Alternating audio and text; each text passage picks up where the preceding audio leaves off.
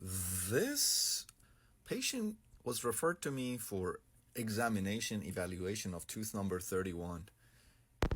As you can see, he had cracked a tooth, but told me that he really didn't have much symptoms at the time. And again, he was referred to me a few months ago.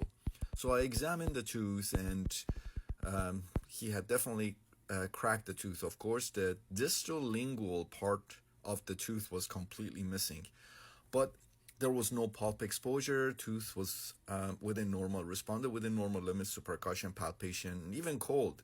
Cold was a little bit on the sensitive side, but there was no lingering pain to cold. So I told the patient, I said, at this time, it doesn't seem like this tooth will need a root canal.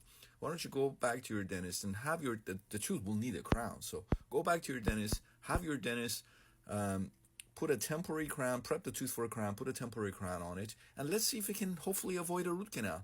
If within that period where you have the temporary crown, tooth doesn't hurt, you don't have any symptoms, then great. If not, if you have symptoms such as pain, spontaneous pain, pain to heat, cold, biting, etc., then come back and see me and we'll do the root canal. And patient agreed. Well, patient came back 3 months later and said, oh, well, I had my dentist prep the tooth for a crown, and now tooth hurts. Hurts a lot. It's sensitive to heat, to cold, to biting, and everything. And I said, well, you need a root canal now. And he agreed. I started administering local anesthetic, and that was when he started to gag.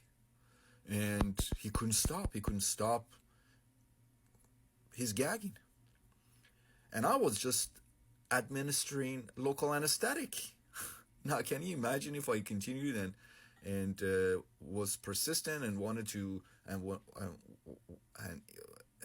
was let's say try to convince the patient or myself that we can go on and put the rubber dam on? He couldn't even handle local anesthetic. How could have he handled a rubber dam? So anyways, I immediately recognized that there is no way we can work on him like that. So I told him, I said, I'm sorry. I think the best thing to do would be to just sedate you.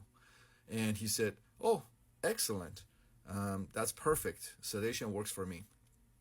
So we dismissed him that day and scheduled him for IV sedation, which was today. He came in today for IV sedation. We IV sedated him and did the root canal. Took me 40 minutes to do the root canal, and he took a nice nap, and everything went beautifully. What I want you to pay attention to is, again, to be able to read radiographs and recognize all of this.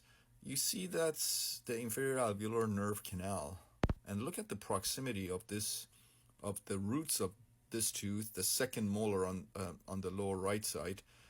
Look at the proximity of the roots to the inferior alveolar nerve canal. So if you're not careful, you can perforate the canal and push debris, push hypo, push sealer, or if you want to do this in 2 appointments, you can push calcium hydroxide, all kinds of stuff. Got a percha into this space here, causing all kinds of damage to the nerve here. So you really need to be careful with these.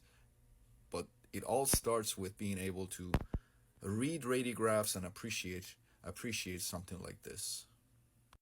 And here's the post-op. As you can see, everything went beautifully. 2 mesial canals, 1 distal canal, and we respected our anatomy here, major important anatomy here. The working lengths were 22 millimeters, so we instrumented, irrigated, activated, and obturated to our desired working length. Everything went great. We went ahead and temporized the tooth and referred the patient back to his dentist for the permanent restoration.